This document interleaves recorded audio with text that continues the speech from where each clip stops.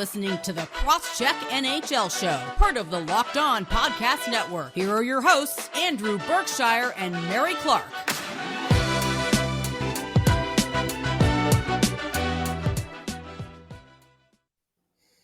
Hello and welcome to the Crosscheck NHL Show. Thanks for making the Crosscheck NHL Show your first listen every Tuesday and Friday. We're free and available on all platforms, now including YouTube. My name is Mary Clarke, staff writer for The Win, and you can follow me on Twitter at Mary C. Clarke. I'm here with Andrew Berkshire, NHL analyst for the Montreal Gazette and host of Game Over Montreal on the SDPN. You can follow on Twitter at Andrew Berkshire. On this Friday edition of the Crosscheck, the hockey world continues to react to Russia's invasion of Ukraine, with the NHL making a statement, among others. Next, the Capitals have been playing suboptimally as of late, but will that ultimately cost them a playoff spot? Finally, Andrew and I hand out some midseason awards because why not? It is basically the midseason or just a little bit past that. So I think it's time. Two-thirds season awards. Yeah, pretty much. Kinda, maybe. It's been a busy time, Andrew. So It has. Before we start off today's show, how are you doing, Andrew? It's been a couple of days since we've talked to you. Yeah. I apologize for not being able to make it for our Tuesday show. My youngest, Miles, got COVID for the second time. He's fine. All he really got was a bit of a stuffy nose, and it was only for like a day or two. But there's protocols still, and we had to keep him home from daycare, which meant we also had to keep Dylan home from daycare, which meant we had an unexpected 5-day weekend, which sounds great when you don't have kids, but when you have two small kids, it's just a lot of stress. So yeah, most of all, everybody's healthy and happy and back to daycare, back with their friends, and things are normalizing here, so that's good. The only other thing on my docket right now is got into a huge disagreement with my landlords over them trying to raise the rent punitively because, quote unquote, the market is rising, but we live in a rent-controlled province, so they can't actually do that. Ooh. So lots of drama in our household right now because of that. Ooh, oh man. Well, it's good that everybody is healthy now. You never, want to see people get COVID. I mean, I know we're entering we're in March, so spring is nearly here. And it's great because I actually, I not to sound dramatic, but I left my house today to do errands and stuff. We've gotten to that point. We have, well, also, I don't have to leave for work, so it's not like I leave much at all. A lot of my communication with my friends and stuff is online because pandemic. But I ran some errands. I got a coffee today, and then just sat in my car in the nice weather and was like, I'm feeling good. So I'm feeling really energized today. So I think that's a sign to maybe do more of that. I don't know.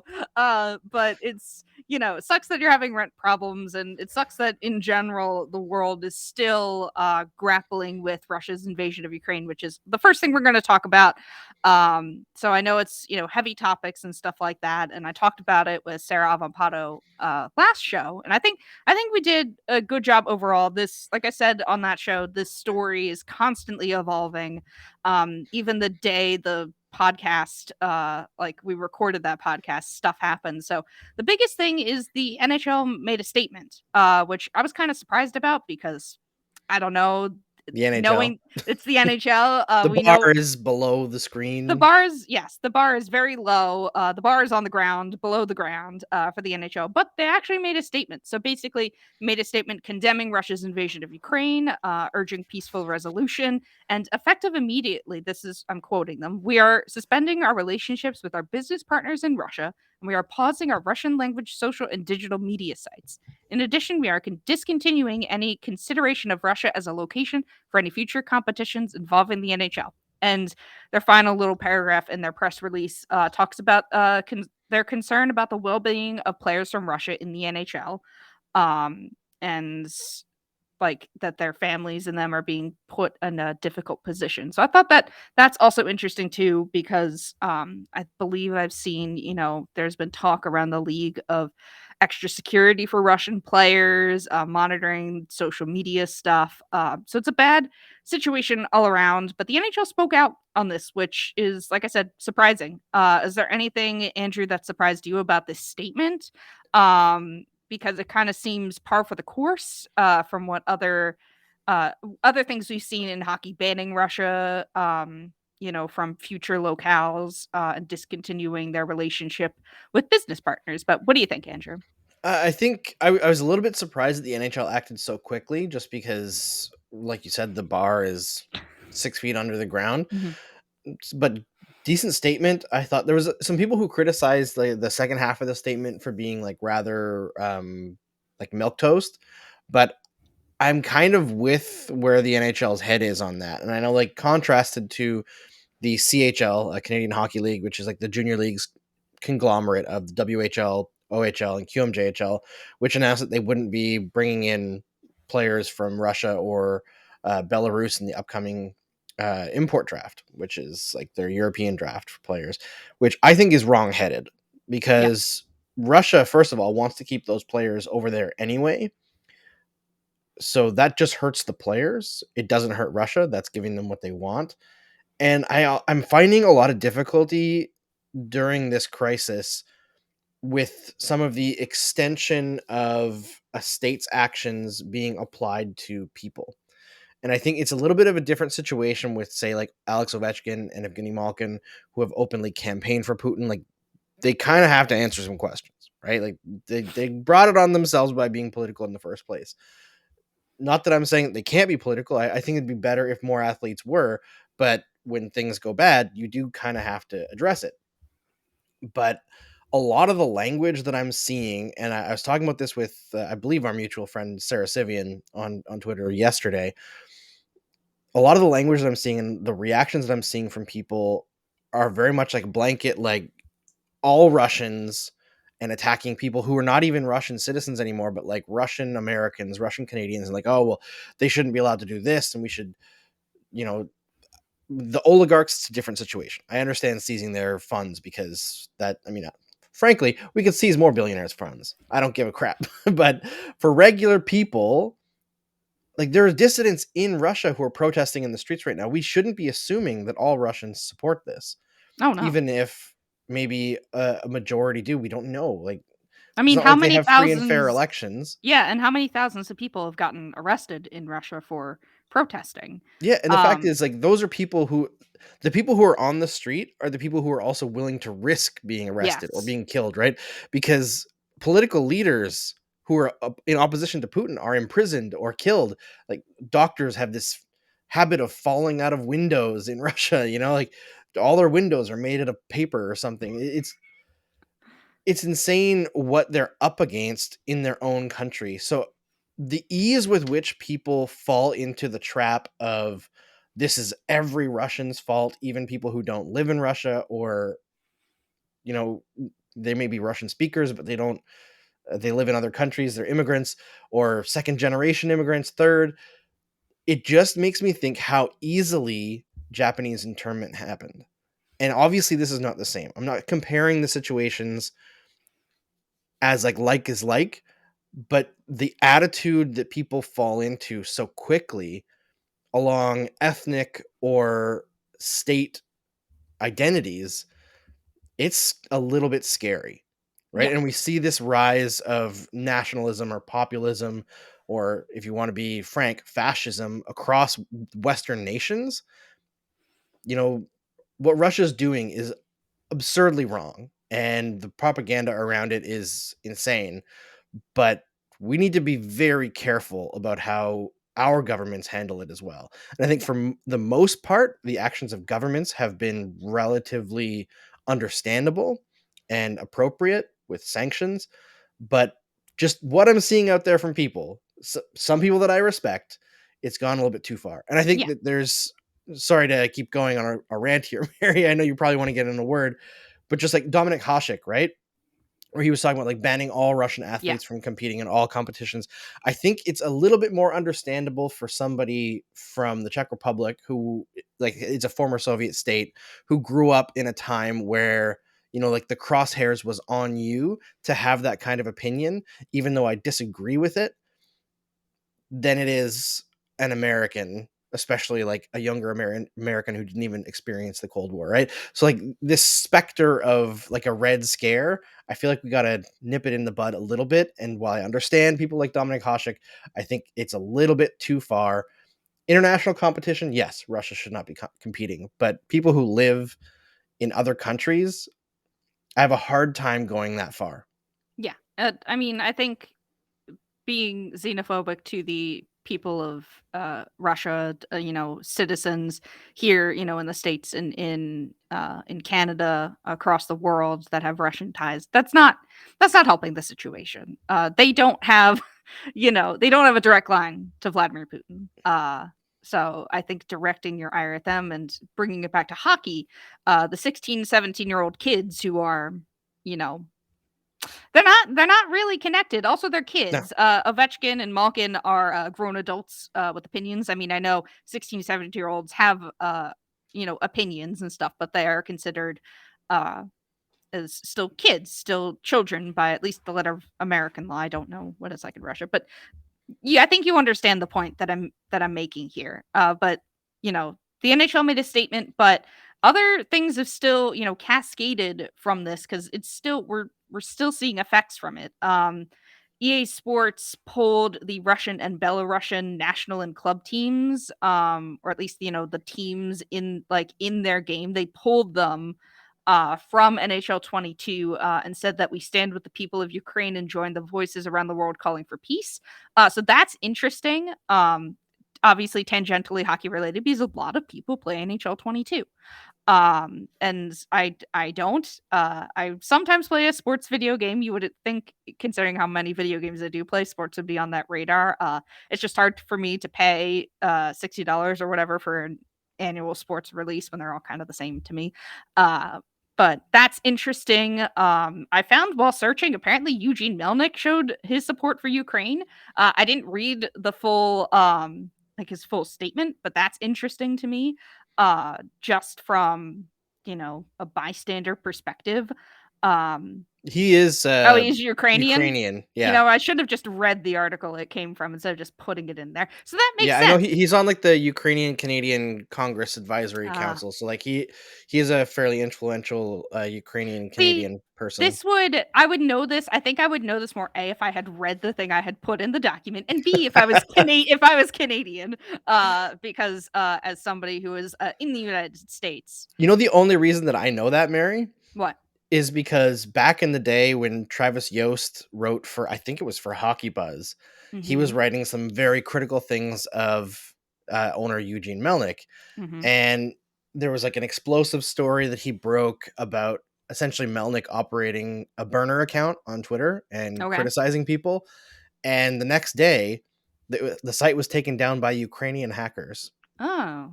So it was very interesting that people were like, "Oh, look, Ukrainian hackers," and it's this guy who has these connections to Ukraine. Very Mhm. interesting, but that's old news. Obviously, nothing to do with this, but kind of made me smirk that that's why I know that he has Ukrainian ancestry.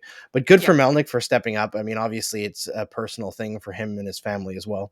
Yeah, agreed. His statement basically says, I'm a proud and patriotic Canadian born and raised in this special country. I'm also a proud Ukrainian, the son of parents who are both born in the Ukraine. The steadfast will and determination that is my heritage has attracted the admiration and respect of people all around the world. Today, we're all Ukrainians. Then goes a little bit more, but it's a very nice statement. I haven't seen um, a lot of other player statements, maybe because I'm not looking hard enough, but also I talked about this on the last episode. It's okay to step back a little bit Yep. from these things. It's Not everyone needs to offer their commentary, right? yes, and I feel like I'm in a weird position because usually I would step back and not say anything, but since we have a podcast, I feel like I have to at least not have a take, but at least pay attention to Yeah. some of this stuff when most of the times I would not ignore it, but read things silently, and let the people who actually know what they're talking about, and have done the work and stuff like that and are experts in the field, have a take or opinion, because you're right, you don't need to have a take and an opinion here. But also, since the last time we talked, like I think I mentioned on Tuesday's show, the IIHF banned Russia and Belarus from the what is it? The World Juniors, World Championships World probably as well. Championships, yeah, and those were, I believe, supposed to be in Russia in 2023. Yes, yeah. So Yeah, there's still a lot of fallout in the hockey world. Well, and I from think there's also like I don't know if it happened in time for you guys on the show on Tuesday, but the Jokerit and I believe there's another team. It might have been Dynamo Minsk. Uh, pulled out of the KHL.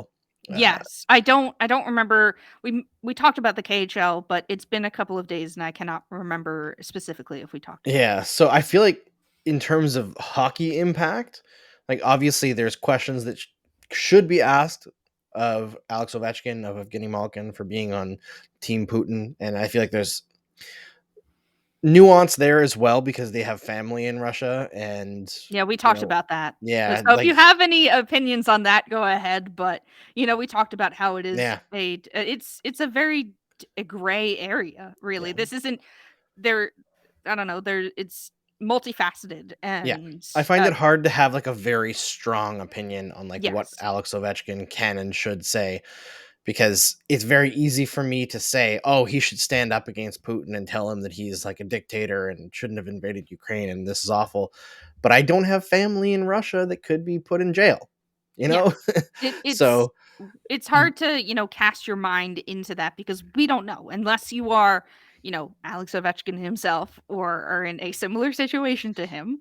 It's very difficult to step into these shoes because there's a lot we don't know. I believe I said last time Ovechkin seems to be a pretty private person overall. So yeah. like But I think that like the main hockey impact that we're going to see from this is if this continues on for too long is you look at the ruble, which has completely collapsed to the point where I think it's worth less than an American penny now.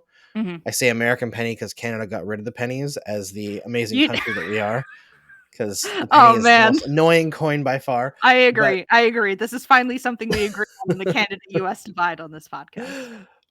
I think that there's a very high possibility that the KHL could collapse, and it might not take very long. I know that their playoffs are just about to start, but Jokerit pulled out right before the playoffs. I believe the other team is Dynamo Minsk. I'd have to look it up That quickly, sounds right. but like when you have teams pulling out of your league and you can no longer afford to pay your players in your own currency, right? Yeah. Like it doesn't make sense to do that. They're in a lot of trouble.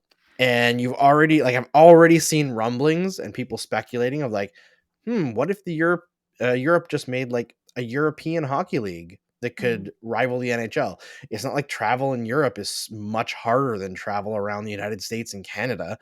Like a flight from Calgary to Florida is going to be longer than most of the flights throughout all of Europe, right? Or high speed rail that they would Yeah, have oh, yeah. access to. So if you could combine the German league, the Swiss league, Swedish, Finnish, and bring in like UK stops to have big cities like London, maybe have a team in Paris, you've got something cooking there that would rival and replace likely the financial power of the KHL relatively quickly and be a far more attractive places to play for most players. So if that ends up happening, and I know that the NHL has been fiddling with the idea of NHL Europe for a very, very long time. Like in terms of hockey, obviously this is low on the totem pole of things that are involved in this conflict, but just solely in terms of hockey, I could see this changing the landscape of European hockey big time. Yeah. And obviously we'll keep updating as podcasts go on of this subject because it is who knows when things will end. Hopefully they end peacefully, quickly. But you never know with these things. And there could be far reaching implications for hockey in the future. So we'll at least keep you guys updated. But we're going to move on, and we are going to talk next about the Washington Capitals. Not necessarily about Ovechkin, because I think we've had enough conversations about Ovechkin, but just the Capitals in general, who still are in pretty good position for a playoff spot, but haven't been really playing well recently. So we're going to talk about them coming up right after this. This is the time of year that I've pretty much given up on all of my New Year's resolutions, but not this year. I'm sticking to my resolution to eat right, thanks to Built Bar. It almost feels like it's not really a resolution because I actually enjoy eating them.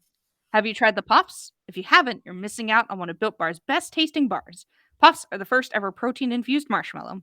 They're fluffy, they're marshmallowy, and they're not just a protein bar, they're a treat. And they're covered in 100% real chocolate. Puffs are a fan favorite with some incredible flavors: yummy cinnamony churro, coconut marshmallow, banana cream pie, so good. these are going to be your new favorite. All Built Bars are covered in 100% chocolate. Yes, puffs included. 100% real chocolate. Low calorie, high protein. Replace your candy bars with these. They are better. A typical candy bar can be anywhere from 2 to 300 calories. Go to built.com and scroll down to the macros chart. You'll be blown away. High protein, low calorie, high fiber, low carb. Most Built Bars contain 130 calories, 4 grams sugar, 4 grams net carbs, and 17 grams of protein. Compare that to a candy bar, which usually has around 240 calories, 30 grams of sugar, and dozens of net carbs. Try flavors such as mint brownie, coconut almond, and new for this past month at least, white chocolate cookies and cream. They're all delicious and new flavors are coming out all the time. If you think a flavor might be good, they'll make it. It'll be delicious and it will be good for you. At Built Bar, they're all about the taste. They make it taste delicious first, then figure out how to make it healthy. I don't know how, but they pull it off every time. Go to built.com, use promo code LOCKED15 to get 15% off of your order. Use promo code LOCKED15 for 15% off at built.com. All right, Andrew. I think my cat is having a really fun time with the zoomies right now. I'm sorry if she makes any noise. I was telling Andrew before the show, I gave her a hair tie to play with before we recorded so she'd leave me alone, but she's just having a ball chasing it around the room right now. So sorry, but you got to keep your cat occupied so they don't bother you during the podcast because she likes to do that, especially because she gets fed in the afternoons and she is a dramatic cat. But we're going to talk about the Capitals now, and The Capitals. yes, Andrew, thank you. So like I was saying before the break, the Capitals are still in a playoff spot and still have good odds to make the playoffs as of, the beginning of March. But they're not playing really well. They seem to have front-loaded a lot of their wins, basically since before January 1st. So a stat I pulled up is before January 1st, the Capitals had a 26-7 record. And Whoa. at least according to the statistics I pulled up heading into Thursday, after January 1st, the Capitals record is 8-12-2. Drastically different records. And That's definitely 26th in the NHL, by the way. yeah, not great at all. But like I said, because they front loaded a lot of their wins, they were for a little bit, at least near the top of the Metro, at the top of the Metro, something. Yeah, they were at the top for a while. Yeah, it feels like forever ago, which is probably why I can't remember specifically. But yeah, they were at the top of the Metro for a while, then they kind of just fell off. So we'll dig into the reasons why. But Andrew, do you have any opening thoughts on this Capital stuff? Because like I said, they're not completely in danger of throwing away their playoff spot, but it could get dicey depending on how this next month goes, right? Absolutely. I mean, I was kind of shocked at how they started the season because frankly, I don't think they're that kind of team anymore. And I think when we talked about the Metro at the beginning of the season, we kind of talked about how there's the Hurricanes and a bunch of decent teams, nobody who's amazing. And we kind of thought that the Penguins were going to fall off because the injuries to Malkin and Crosby. Clearly, we did not predict that one well. Also, we didn't predict the Islanders because that's true. Some of us had the Islanders as their Stanley Cup final pick, Andrew. So yes, I did. I believe I had them as my Stanley Cup winner pick. And so, yeah, even worse. But the Islanders and Penguins essentially flip-flopped our predictions, but everything else is stuck more or less the same. Now, it took a while for the Capitals to even out to essentially what we expect, but I would say this is probably what should be expected from the Capitals overall. It's interesting to see that the Capitals, they haven't been playing drastically worse than the rest of the season in terms of expected goal differential, at least at 5-on-5. They're just treading the line around even. They had some spurts, especially at the beginning of the season, where they were really, really good, and they dipped down, had another good stretch again around game 30, and the last 20 or so games, they've just been a 50-50 team, but they're not getting the wins. Now, the thing that's going to help them a lot is over this time where they're 26th in points in the NHL, the main team that's competing to push them is the Columbus Blue Jackets. Well, over that same time, the Blue Jackets are only 13-12. So they're not really making that much headway, right? Like the Blue Jackets, they've been better lately while Line is on a heater, but still, they're not exactly blowing things up, right? Yeah. And the point pace that the Blue Jackets would have to play to actually pass them is high, like very, very, very high. And I just don't think they're capable of it. So Mhm. good for the Washington Capitals that they will probably make the playoffs even despite this rut. But they're once again, they look like a first round and out team, and I Yeah. don't think they're going to be the toughest team to knock out either. Like it's unfortunate. Like every team that has a peak like they had drops, but it's always sad to see it in a way because you want teams that did things the right way to be rewarded, but eventually everybody falls apart and the Blackhawks, not the Blackhawks, the Capitals have now hit that, I guess, Blackhawks time where Yeah. players are aging out and they're good, they're just no longer great. And Mhm. sometimes when you're just good, things go against you for a stretch. Yeah, I find it interesting because you're right. The Columbus Blue Jackets would have to be like you'd have to be like go at an incredible pace to catch the Capitals and for a lot of things to fall off because at least according to Money Puck, Columbus has a 4.5% chance of making the playoffs as of Thursday. But I find this statistic really fascinating because also according to Money Puck, all 7 of the Eastern Conference teams on at the beginning of March have over a 99% chance to make the playoffs. The Capitals have an 87.9% chance. And I know that's still incredibly high and means they're likely going to get it, but the disparity in the percentage points here is just really funny to me and showcases how basically wrapped up the East has been for a little while now. But to have all those teams at either 100% or 99 or above 99%. I think the Rangers just got above 99 with their recent win. It's just really funny to me. I think it really showcases the disparity between the Capitals and the rest of the teams in the East because even the Bruins have they for a little while they were kind of middling because I think they also didn't play a lot of games, but since Jeremy Swayman has really come into his own, they've been in a really solid team too. Definitely I think under the Panthers and the Lightning and even the Maple Leafs as up and down as they can be. I think that they're kind of not in that tier, but Washington is definitely the weakest team in the East, and also a Yeah, big of the reason. playoff teams. Yeah, of the playoff teams. I mean, a big reason for that is Ovechkin's scoring is down. He was scoring at a really, really fast pace in the first half of the season. Yeah, like goal per game almost. Yeah, and not only that, he had he might have a career high in assists or something like that. We talked about this months ago, I think. We did, yeah. That Ovechkin hasn't he hasn't been scoring his typical Ovechkin goals, or at least during the first half of the season. He was doing a lot more, making a lot more assists, doing stuff like that, which he usually doesn't do. But his scoring has gone down. And the rest of the team hasn't really been able to pick up the slack.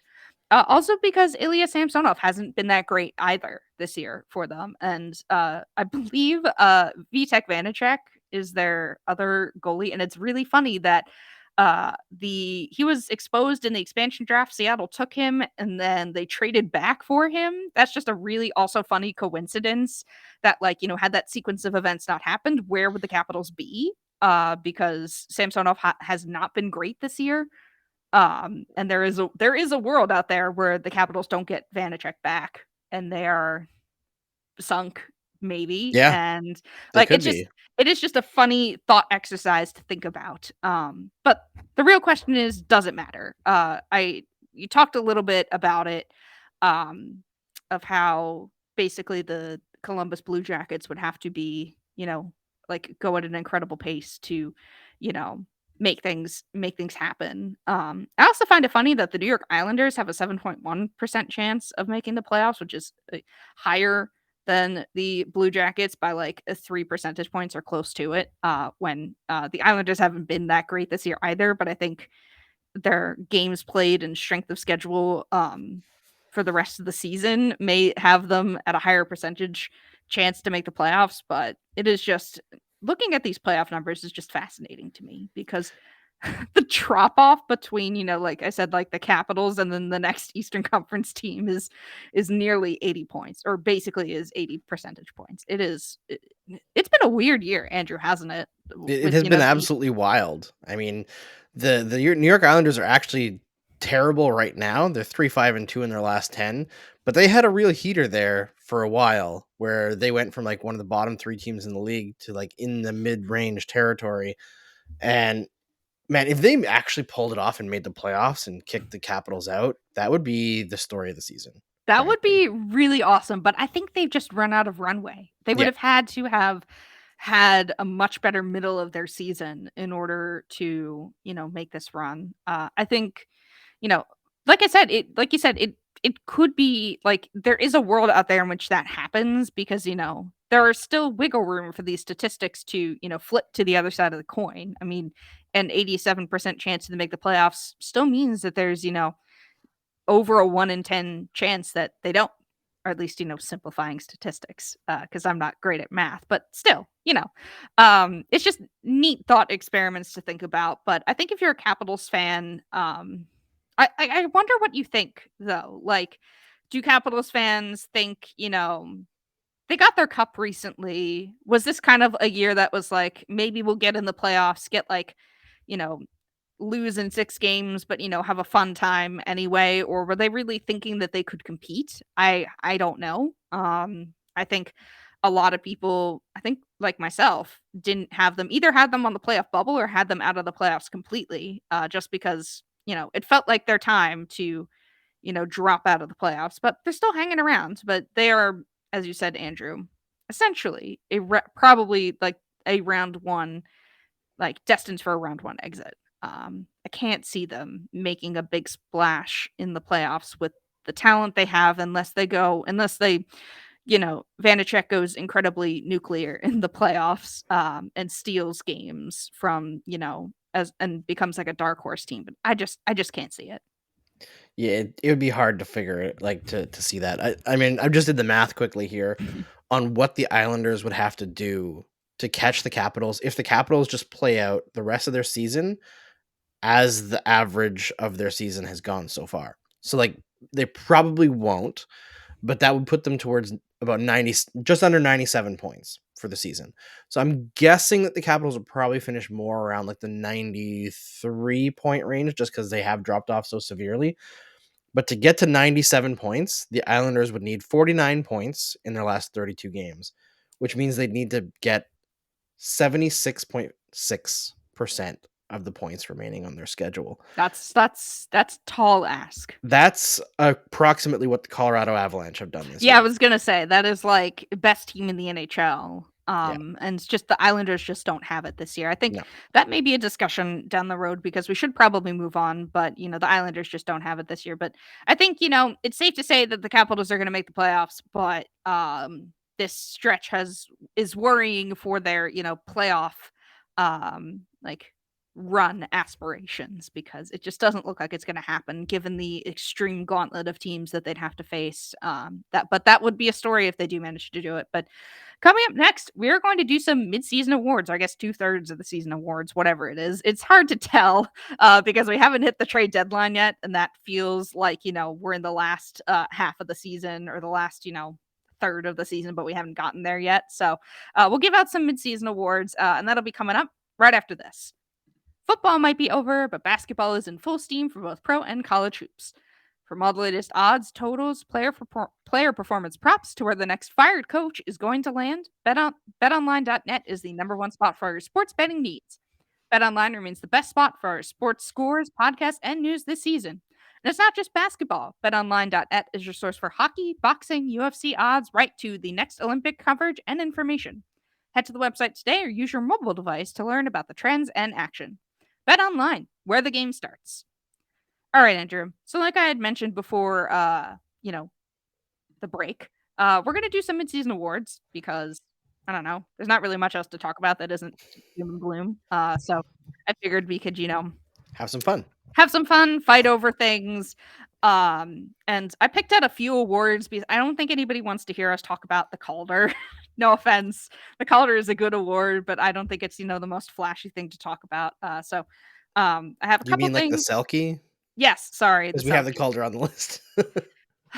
Andrew, in my head, well, Thursday is my Friday, so I am like You're couple spent. hours. I'm spent. I am a couple hours away from the weekend, or at least my weekend. But yes, the Selkie is what I meant. We will talk about the Calder. We will talk about the Hart. We will talk about the Vezina, and we will talk about the Jack Adams because I think that at least makes for an interesting conversation in terms of coaches because there have been some surprises this year. But well, I guess start with the Hart. And the reason why I picked this topic is because I saw you tweeting at who's Steve Dangle? You tweeted at someone. No, it was Greg Wyshynski. You were It was tweeting Wyshynski, about yeah. you were tweeting about Hart stuff. So I want to give you the floor to talk about the Hart because I know a lot of people have a lot of very different opinions about how the Hart should be awarded. So if you want to take the floor on this one, Andrew, and then I'll give who I have for the Hart. But Right. Okay. So there's always this debate, literally every single year, about whether the Hart Trophy is for the best player or the most valuable player, and what is value. And I am on Greg Wyshynski's side to a certain point, which is that value has to result in something, right? So a few years ago, when Taylor Hall won the Hart Trophy, I would have personally voted for Nathan MacKinnon that year. But when Taylor Hall won the Hart Trophy, Connor McDavid was the best player in the league. But the Edmonton Oilers missed the playoffs. So what is the value that he brought that season? It's restricted to being in the regular season.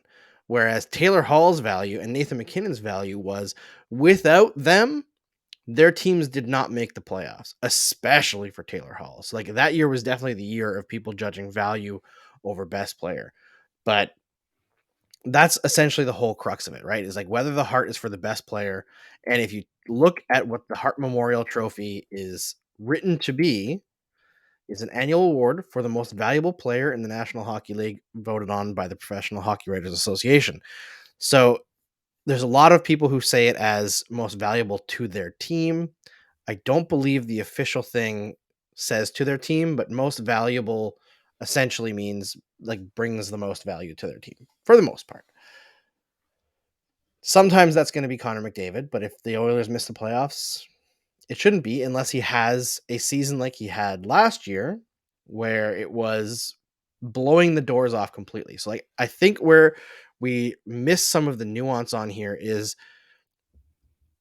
a player can be the most valuable and not be the best player, but if somebody else whose team like didn't make the playoffs has a league defining season, then they should still get the Hart, even if their team missed the playoffs. Like one of the examples that constantly gets brought up is, I think it was like Jerome McGinley in 2002 when he lost the Hart by essentially one vote to Jose Theodore. And like, yeah, Ginla had a fantastic season, absurdly great season, but so did Jose Theodore. Like the gap between them wasn't that large. So if the gap is not large, like it wasn't between McKinnon and McDavid the year that Hall won, and frankly Hall was in that conversation as well, then I think it makes sense to give it to the person who brought more value to their team. And for the people who are obsessed with like, oh, best player, we already have that award. It's the Ted Lindsay Award. That's the best player award. And people are like, oh, well, you know, the writers don't get to vote on that. Who cares? I it's don't not all care. about us, No, Andrew. it's not. It's about the hockey players. The writers don't get to vote on the Vezina too. So do we need a second best goalie award so the writers can feel better about themselves? Mm-hmm. No. I don't get to vote on the award. Oh yeah, You know, neither do like I. it's something like 65% of all of the writers who are able to vote for awards these days work for the Athletic. Is that a situation that is good? No. But We just like, want to feel important, Andrew. Writers just want to feel important. Like that I think that's a lot of the crux of this whole for award sure. debate is the sports writers. I'm generalizing here. Sports writers, want to feel more important than we really are in the grand scheme of things. That's oversimplifying it to an effect, but I agree in certain points. So I want to hear though who you have for the Hart because we took two different tracks here, and I'm really interested to hear why you picked who you did. Yeah. So first of all, I would pick to just to be different from you because I could pick either of the players that we picked, and I don't think there's a wrong choice here. No. But one of the things that I look at for major awards, and there's no criteria in the NHL actually says that you should do this, but it's just my personal opinion, is that you should also look at how good the player was career-wise and say, like, is this an outlier season? At the end of the day, it doesn't really matter if it was or wasn't. They can still be eligible for an award. But to me, I see what Austin Matthews is doing right now.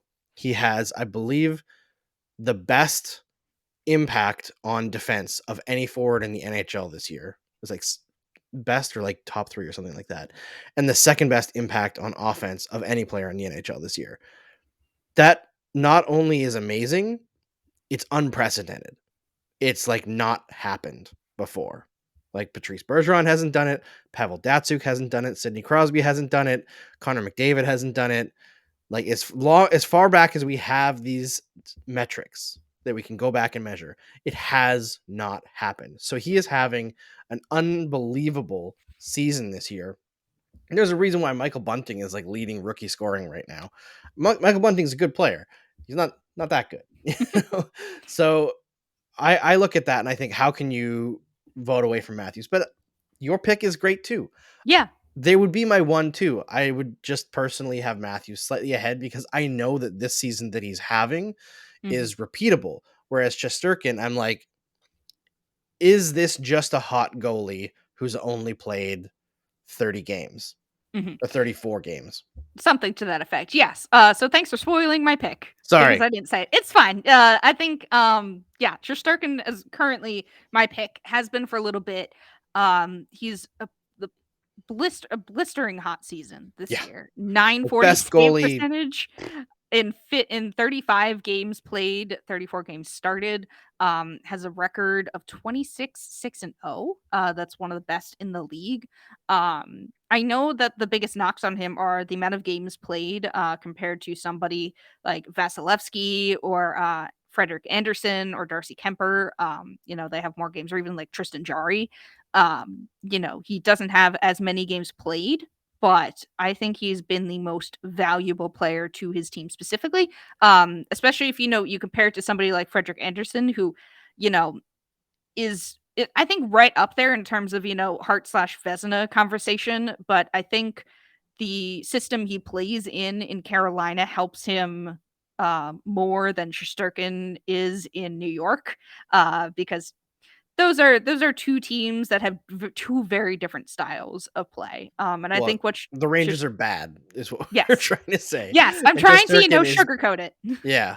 Shesterkin makes them amazing. That's the thing. Like, and he is unbelievable this year. There's I don't no want doubt to about it. say he's the single-handedly, bringing the Rangers to the playoffs, because the rest of the East isn't the rest of the nobody's challenging in the rest of the East. We just had this conversation, but Shesterkin is a big reason why the Rangers are in the playoffs at all. He's just had a really good season. The last goalie that won the Hart was Carey Price, I believe, in 2015. So I don't know. It's different than your usual Hart Trophy voting, because it usually goes to one of the top forwards of the year. And I'm not saying that that's wrong, but I think it's not a niche pick, because I've seen a lot of it on social media. But I think that this is a year where you can legitimately make a case for a goalie as the Hart Trophy winner. So that's my pick. So we'll move from the Hart to the Vezina, because same thing. I think we actually both have Shesterkin for this. I want how you can't. There's no debate to be had. Oh, I was going to say, is there any debate for somebody like Frederik Andersen? I feel like the only debate that you can have is more games, right? Because I looked at something, I think it might have been Dom Lucian who posted, or somebody else, but it might have been Jay Fresh Hockey, about how Shesterkin not only has the best numbers, but he's been the most consistent. He's had the fewest percentage of bad games, or even like average games. Like almost every single game, you know what you're getting. And it's like he's going to save at least a goal above expected. And that's absurd. Yeah. So the only argument I could see is number of games, and that's becoming less of an argument these days, because goalies just don't play 70 games anymore. There's too much attrition in a compressed season, especially. It's just it's rare. It doesn't happen that often. I think the only goalie who's on pace for that is like Connor Hellebuck, who's such a workhorse, and this year is having his like worst year in a few seasons. Yeah, Connor Hellebuck has 45 games played, I believe. Let me just him and UC Saros, Yeah, which we should at least shout him out because he's also a big reason why the Predators are in playoff contention right now because he'll get he's a nomination. Yeah. But he's not putting up near the numbers as Shesterkin. So we are both on the Shesterkin train for Vezina. I thought it would have been weird if I had picked anybody else for the Vezina but Shesterkin. So, that's not really a surprise. But we'll go from there to the Calder because we have two different answers here, and they are the two top picks here. I picked Trevor Zegras because I really enjoy. I don't know. I know should be like, rookie of the year in terms of, stats, but I think Trevor Zegras is ushering in a new wave of young players in the NHL from, what he did at the All-Star game, the, behind the net assist alley-oop pass, the lacrosse goal. He's made a lot of, headlines in terms of, highlight reel goals. And I don't know if that necessarily should count in terms of like, what you vote on for an award, but he's the type of player I want to see young players turn into in this league. But I don't think that there's a wrong answer here either because your player also has, a very, very valid reason to be rookie of the year. So who is it? Yeah, and that's Moritz Seider. He's Mhm. been unbelievable for the Detroit Red Wings. Him and the addition of Lucas Raymond as well, young kid for them breaking in and playing amazing. Those two players have turned Detroit around from Oh being yeah. essentially a punchline to a team that you don't necessarily have to worry about, but you're not going to take them lightly. Seider's playing almost 23 minutes a game as a rookie. 40 points in 54 games. He's actually trending towards a score adjusted season that's better than Nick Lidstrom's rookie year, which like say that out loud, Yeah. like that's something. I know that I've been following Prasant Iyer on Twitter for years and years, and he's been like tracking all season how Seider ranks compared to Lidstrom, and it's like, did they really go out and find another Lidstrom? Like, give me a break, Detroit. Please, enough of this stuff. I don't need you to find another 7th round Pavel Datsuk anytime soon. But this is an amazing change up for Detroit and super fun for that fan base because I know that they've been really disappointed with the draft lottery the last couple of years for good reason. Mm-hmm. So to get something out of a player that they picked that's maybe even better than the players taken ahead of them, that's pretty great. And Moritz Seider is just an all tools defenseman, it seems. I think he's incredible. I would be completely fine if Zegras won as well, just because, like you mentioned, he is possibly one of the top 5 most fun players in the league Oh yeah. already, and he's only going to get better. And I think he's helped redefining the game. 100%. And I think that's what we want. We're not going to John Tortorella it up here. No, Uh, no. And I feel like shout out to Lucas Raymond as well, because he deserves to yes. be in that conversation. It's just that he's been a little bit overshadowed by Moritz Seider on his own team. So it kind of knocks him down a peg. But I think he should be a nominee. I know there's some people who think Michael Bunting should be, and I really like Michael Bunting, but I'm one of those sticklers who is very much like the rookie should be a young player. And Michael Oh Bunting yes, is no Panarin. 26. Mhm. Yes, Panarin winning the Rookie of the Year still bothers me. Yeah, it It's should have dumb. been. I mean, it should have been Gostisbehere if I had my say, but whatever. He's not on the Flyers anymore, so I don't I know if mean, I that should one flip wouldn't have that held hard. up as well as Panarin, really. I mean, No. didn't he steal it from McDavid? Yes, that's Yeah, also true. But McDavid had a weird year because wasn't he injured that year too? yeah, but who cares? That's true. Like, That's true. like, was Revisionist he? history. He was the Rookie of the Year. Yes, He but was I'm just injured that saying year. that I that think was he a played knock. what? I think it would be different if he played like 25 games. Yeah, But his rookie year, he played 45 and had 48 points. fair enough. Yeah. You know? Uh, revisionist history. So we'll move on to our final midseason award. At least, we're not coming to a consensus here. We're just saying, who we would pick individually because, we're two individual people. We're not going to, give the consensus of this podcast. Doesn't make any sense.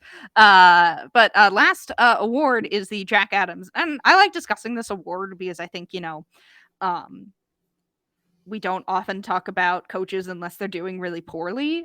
So it is nice to talk about coaches when teams are doing really well. And usually this award is kind of like the almost redemption award sometimes. I find it's You know, often the who's going to get fired next award. that's also true. I don't have the stats to back that up, but you also make a good point. I always hear people talk about it as like the redemption award, like if your team, did poorly the previous years and then you're suddenly overperforming, type of thing. But I have Daryl Sutter from the Calgary Flames because maybe it is recency bias, but the Flames have been red hot this year, puns intended. Definitely surprising me in terms of what they're going to do. Maybe it's because the teams in the Pacific have kind of fallen over themselves. And Calgary is now leading the way in the Pacific with 70 points, 32 14 and 6 record. And teams like Los Angeles and Vegas are kind of behind. And it's surprising that Vegas is behind them, because you kind of would expect Vegas to be um a big team. But it has just been injury city over there. So yeah, that's at least my pick for the Jack Adams. But I also we've discussed the name that you picked, Andrew, at length, and I would absolutely be okay with that too, because what he has done with this team and what he still continues to do with this team is incredible. So go ahead, Andrew. Yeah, Mike Sullivan. And like, I would be very okay with Daryl Sutter winning as well. I think what he's done in Calgary is no shortage of like nothing short of Yeah. incredible. They are, I believe, the top even strength team in the league in terms of expected goal differential, and second or third overall. It might even be the top overall. So like, this is a team that on top of that is getting spectacular goaltending from Jacob Markstrom. They have everything going for them heading into the playoffs. They're a scary team. Like, I don't think they're Yes. going to go out easy to anyone. Yeah. But yeah, Mike Sullivan for me has kind of kept that team afloat through a lot of issues, especially earlier in the year. And I think I like to give it a little bit to longer term coaches who still seem to have the room. Like the Penguins have been releasing all season these little snippets of like, they ask their players like one question, and they ask like the whole roster as they're like going out onto the ice for practice for like morning skate. And they asked one recently that was like, who's your hockey idol? And they asked Evgeny Malkin, and he said the one and only Mike Sullivan. And it's like, if Evgeny Malkin still likes you years later, Yeah. especially when, like, I know you won 2 cups together, but you've had a few years now of first round and out in the playoffs, and Evgeny Malkin, who's like notoriously not, unkind, but a little bit cagey, is still out there publicly endorsing you. I think that says a lot. So Yeah. clearly Mike Sullivan still has that room. I will say, as much as I said that the Jack Adams is the fired award, that is only true for a stretch of time. It Mhm. was essentially 2012, Ken Hitchcock got it, fired. 2013, Paul McLean got it, fired. 2014, Patrick Waugh got it. Well, he quit. He didn't get fired, but he Yeah. was probably going to get fired. Mhm. Bob Hartley got it, fired the next year. Barry Trotz got it with the Capitals, and then they let him Left. go after winning Yeah. the cup. John Tortorella got it, fired. Gerard Gallant got it, fired. And then we got to Barry Trotz got it with the Islanders, still good. But still there. Bruce Cassidy, still good. Rod Brindamore, still good. So it seems like we have entered into a time Mhm. in the Jack Adams where it's being awarded to coaches who might have a bit more stability instead of just like the surprise team, which is often not necessarily just coaching. It's just a hot goalie or something like that. Yeah. So, like giving it to, I don't even, who's coaching in New York right now? Gerard Oh. Gallant again, right? Yes. So Yes. like, I would not give it to Gerard Gallant this year because that would be giving it to Shesterkin. Yeah, essentially. But that'll at least wrap up the awards. I think we had a really good breadth of candidates here, interesting ones. You're right though about the Jack Adams, and I think when we had Hunter on, however many weeks ago it was, I mentioned that Mike Sullivan should at least be in the conversation for the Jack Adams for all he's done for keeping the team afloat with the injuries. That's a huge thing, and it shows. I mean, we talk all about the Mark Donk effect in Pittsburgh, but I think that directly correlates to the type of system and the camaraderie that Mike Sullivan has with this team. I think, that directly translates to it because, we've seen it time and time again under his, tenure in Pittsburgh. So that definitely to me is a big factor. And I would be perfectly okay with that too, because, yeah, absolutely deserve it. So I think we did a good job. Like I said, bringing a wide range of candidates here. So we'll see how things shake out whenever the awards are awarded when the season ends, because it doesn't end, I believe, until the beginning of May, as far as I'm aware. So we're still in the, we still got a bit of hockey to go. But coming up next, we're gonna, do our annual, not annual, geez, our Annual, once a year. annual, once a year pop culture segment. No, weekly, daily, whatever, twice a week. There is no word for that, is there? Twice a week pop culture segment. That'll be coming up right after this. This episode is brought to you by Rock Auto. With the ever increasing numbers of makes and models, it's now impossible for your local chain auto parts store to stock all the parts you need. Why endure often pointless or seemingly intimidating questioning and wait while the person behind the counter orders the parts on their computer, choosing only the brand their warehouse happens to carry? You have computers with access to rockauto.com at home and in your pocket. RockAuto.com is a family business, serving auto parts customers online for 20 years. They have everything from engine control modules and brake parts to tail lamps, motor oil, and even new carpet. Whether it's for your classic or daily driver, get everything you need in a few easy clicks delivered directly to your door. The RockAuto.com catalog is unique and remarkably easy to navigate. Quickly see all the best parts available for your vehicle and choose the brands, price, specifications, and prices you prefer. Best of all, prices at rockauto.com are always reliably low, and the same for professionals and do-it-yourselfers. Why spend up to twice as much for the same parts? Go to rockauto.com right now and see all the parts available for your car or truck. Write Locked On in their How Did You Hear About Us box so that they know we sent you. Amazing selection, reliably low prices, all the parts your car will ever need. rockauto.com. All right, Andrew, to cap off this episode as we head into the weekend, it is our pop culture roulette. I'm still playing Horizon Forbidden West. I might beat it this weekend, or at least the story. We'll see. I actually kind of have a bit of a busy weekend with some obligations to do. I'm going to a bridal shower on Saturday for a friend of mine who's getting married in the spring. So I've got, stuff to do. But my hope is to maybe finish the story. But I put a lot of hours into the game and I'm having a great time. That's all I have to say about it, because that's all I've really been doing in my free time. My hope, though, is, once I complete the story and don't have to worry about spoilers, I can, leisurely relax at my own pace while playing video games. But what have you got today to bring to the table, Andrew? Yeah, I started watching one of my favorite shows that has a new season, Marvelous Mrs. Maisel, which is like possibly the funniest show on television. I've seen a little bit of it. My family watches it, so I have caught, like, when we have dinner, because, we can't not watch things during dinner. We've turned into one of those families. They watch Yeah. it during dinner, so I've seen a bit of it. It is fun. Yeah, so I thought for years that this show was like a reboot of an old show called like Mrs. Marple, and it's like a mystery solving thing. So I like avoided it for years, despite people being like, "Oh, the show's amazing! The show's amazing!" Because like I don't want to watch like an old lady solving mysteries. That's not interesting to me, like an old British show. But I finally watched it, and I was like, "Oh, this is about stand up comedy," and the lead actress Rachel Brosnahan is absolutely incredible in this, and as incredible as she is, her dad, oh my god, he is the best. He's probably the best character on television. He's so terrible and excellent in all the perfect ways for like a TV 1950s 60s father. It is fantastic. It's such a good show. The first episode of the season was not a disappointment at all. Very excited to watch the rest of it. So if you haven't watched it or you have any reservations about it, it is a hilarious, amazing comedy that you should definitely check out on Prime.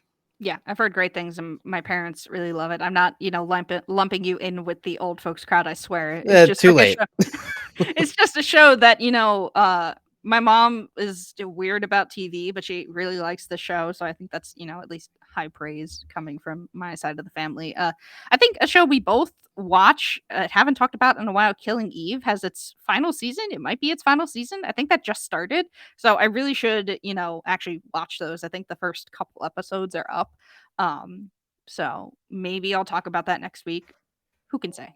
But I think that's going to end it, though, because usually when we have these pop culture segments on our last show of the week, we don't always have stuff to bring unless, there's a Marvel trailer or, anything else. But there really hasn't been, because the world is still kind of digesting this whole Russia thing, and it's just unfortunate. But we're going to end it there. So thank you for watching and listening to the Crosscheck NHL show. It's part of the Locked On Podcast Network. Make sure to follow us on your podcast platform of choice, from Apple to Odyssey to Spotify and YouTube, and rate and review us where at it. You can follow the pod at Crosscheck NHL on Twitter, me at Mary C. Clarke on Twitter, and Andrew at Andrew Berkshire on Twitter. Thanks for making the Crosscheck NHL show your first listen every Tuesday and Friday. We'll be back on Tuesday with some more puck talk, but now you can make your second listen Locked On Fantasy Hockey. Host Steele Roden and Flip Livingstone help you become the expert of your fantasy league. It's free and available wherever you get your podcasts.